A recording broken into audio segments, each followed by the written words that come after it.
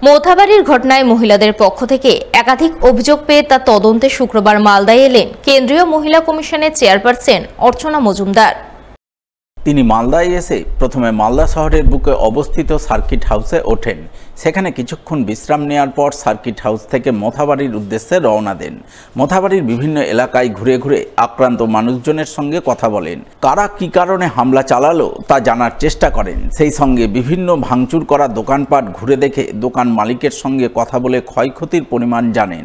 পরে তিনি সংবাদ মাধ্যমের মুখোমুখি হয়ে মথাবাড়ির ঘটনায় চরম উদ্বেগ প্রকাশ করে বলেন, ইন্ডিভিজুয়াল কমপ্লেইন মহিলাদের আয়োগে জমা পড়েছে প্রায় 7খানা, আর মাস পিটিশন মহিলাদের প্রচুর মহিলা একত্রে সই করে প্রায় 48 জন। একদম যে জায়গাটার প্রথমে বাজারটা প্রচুর দোকান ভাঙা হয়েছে এবং সেই দোকান অনেক মহিলারও ছিল, বেছে বেছে ভাঙা হয়েছে। একটা বিশেষ সম্প্রদায়ের দোকান, পাশে অন্য সম্প্রদায়দের ভাঙা হয়নি, এগুলো অভিযোগে লেখা আছে, গিয়ে দেখব। তারপরে ওখান থেকে প্রায় 1.5 কিলোমিটার দূরে দুটো এরিয়া আছে যেখানে কিছু বাড়িঘর, ওটাও বেছে বেছে এবং অত্যাচার এগুলো আছে এখনও অবধি। এখানে মেয়েরা মিলেমিশে আমরা একসঙ্গে স্কুলে কলেজে বড় হয়েছি। কি হচ্ছে এখন, কারা করাচ্ছে, কোন শক্তি, কেন, কি তাদের ইন্টারেস্ট, এগুলো পুলিশের ভূমিকা। পুলিশ হয়তো লোকালি ম্যানেজ করছেন, কিন্তু আসল যে কারণ, দেখুন আমি ভিডিওগুলো খুব মেটিকুলাসলি দেখেছি। আমার ভিডিওগুলো দেখে মনে হয়েছে এই ছোট ছোট বাচ্চা টাচ্চা এই যাদের দেখছি এরা কারা, we have to identify them.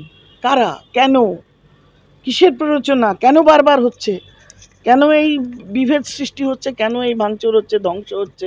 এগুলোর জন্য সরকার যদি তার ভূমিকা পালন করতে না পারে বা পুলিশ প্রশাসন যদি না থাকে, এগুলো আমার মনে হয় আরও উচ্চতর পর্যায়ে এর তদন্ত করে দেখতে হবে।